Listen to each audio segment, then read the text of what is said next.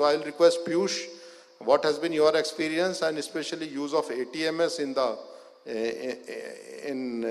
making roads more safer?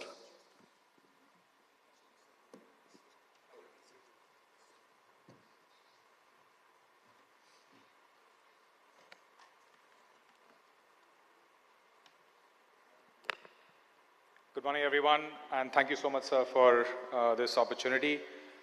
Thank you especially to the Highway Operators Association of India for bringing us all together today, and to the Honorable Minister of State for Road Transport and Highways for inaugurating this August gathering.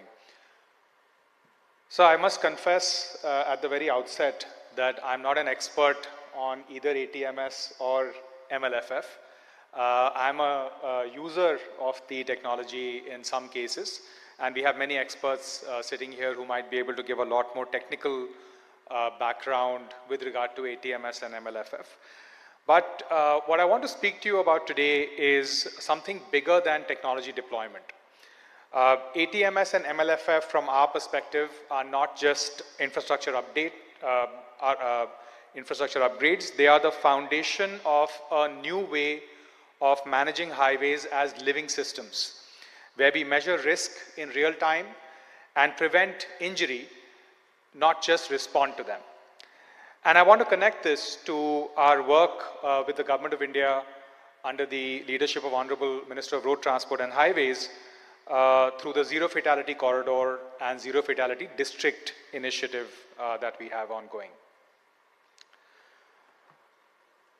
India is very clearly at an inflection point. For years, our success has been measured in kilometers built.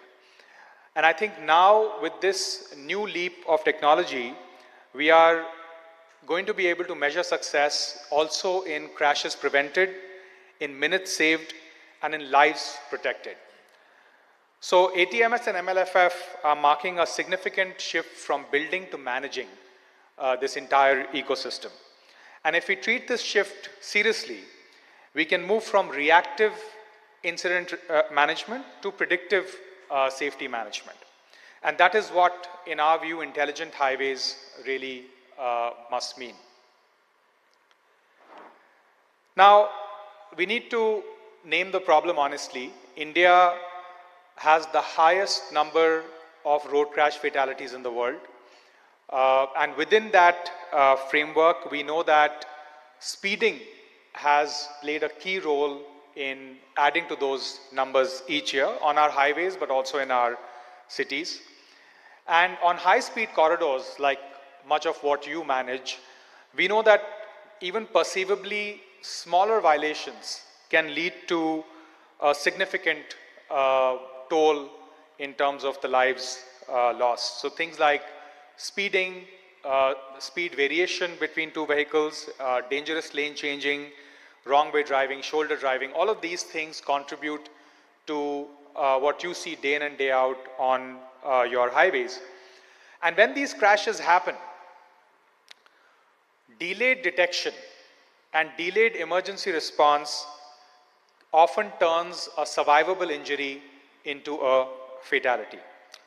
So safety in our view has two halves. One is, of course, the prevention through behavior change. And again, the technology piece has a role to play there, but also survival through faster response on these highways. So the core framing that I want to offer you today is that ATMS and MLFF together as a safety stack, not merely as an infrastructure upgrade. And the reason is that ATMS is equipped to give us situational awareness, it gives us sensing capabilities, and MLFF gives us an identity and transactional trail that can improve compliance because people know that they are being monitored while they are on that particular highway. And we all know and appreciate that electronic enforcement enhances the certainty of consequences, enhances the certainty of getting caught, and so on and so forth. and also enables the response framework to respond in a faster, in a lot more significant manner. So when these layers work together, in our view, they can create a feedback loop that can then enable us to reduce fatalities. So I served on the Supreme Court subcommittee on Section 136A, which is designed to drive electronic enforcement around the country. And all committee members from across across agencies have recognized that there is going to be a significant role that ATMS and MLFF will play in enhancing road safety in India in the very near future. We're not saying 10 years, we're saying, in the next 3 to 5 years, we'll see a significant impact of this new technology piece. I don't have to, I'm preaching to the choir when I'm talking about what ATMS can deliver. I think you all are very well aware of that. But in our view, ATMS should do a few things extremely well. Detect incidents quickly. It could be a crash, a stopped vehicle, debris, fog, fire, wrong way movement, so on and so forth.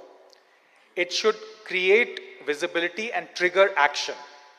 I think merely being able to detect incidents is not enough. We need to be able to respond to them. And I think that's where ATMS can play a significant role, not just in recording these. And supporting enforcement and speed management at locations where it matters most. So pulling in the historical data, analyzing it, and then looking at deployments accordingly. And so the real test of ATMS is not how many cameras we are able to deploy, but how quickly we are able to respond once we detect an incident using that technology that we've been able to deploy. And MLFF, as I mentioned earlier, in our view, is a lot more than a tolling system. It's, it's been discussed as, in terms of efficiency, in terms of barrierless movement, and so on and so forth, and all of that matters. But it's also important for safety in two ways. First, it reduces the stop and go conflict near toll plazas.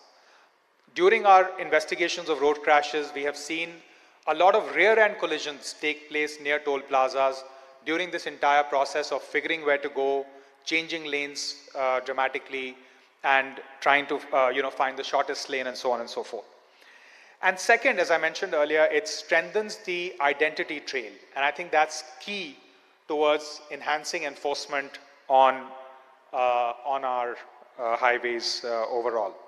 So if we only consider MLFF as a tolling system, we are missing its importance as far as safety is concerned. Now, we all know electronic enforcement has a key role to play. We know that the law now has a specific section that calls out electronic enforcement, Section 136A of the Motor Vehicle Act as amended in 2019.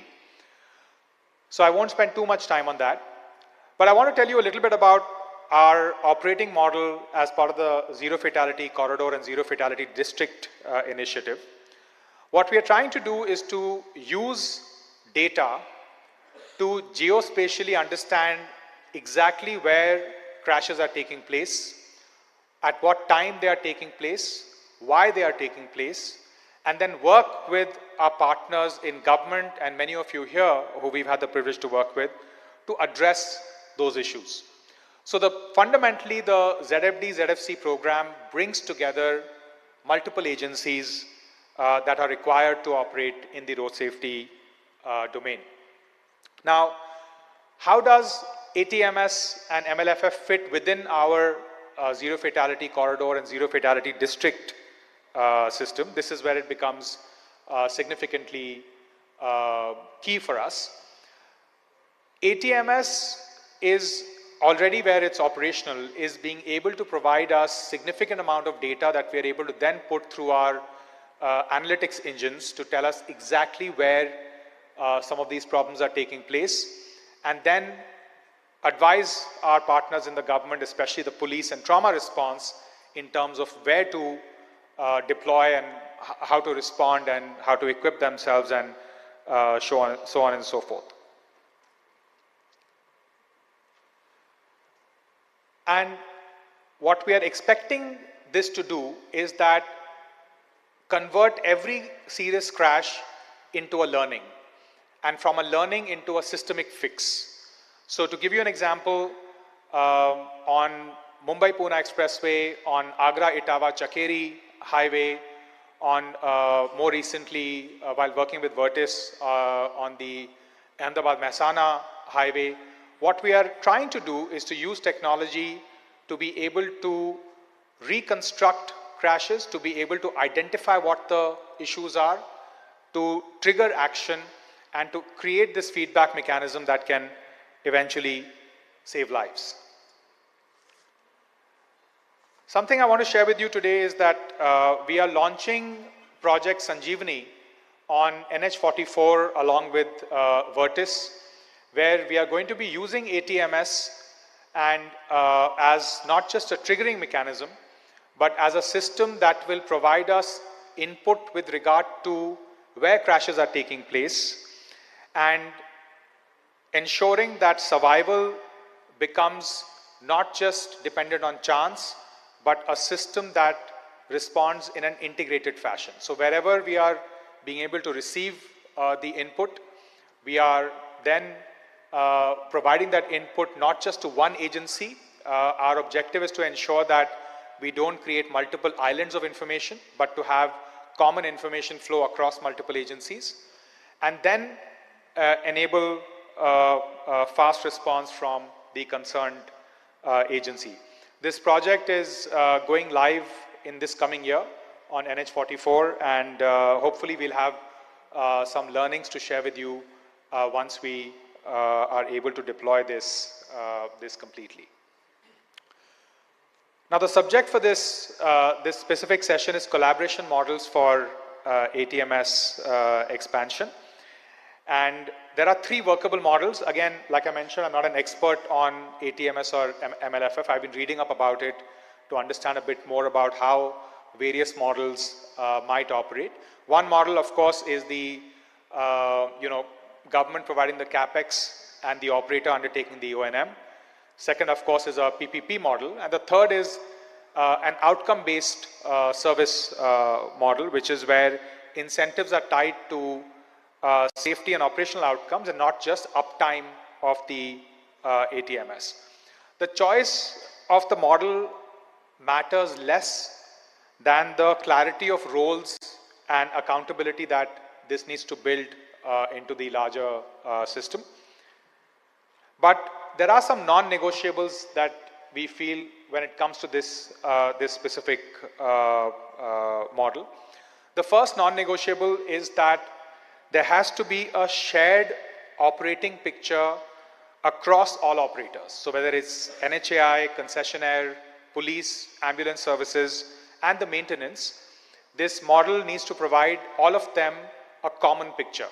Again, there can't be islands of information or withholding of information in that scenario.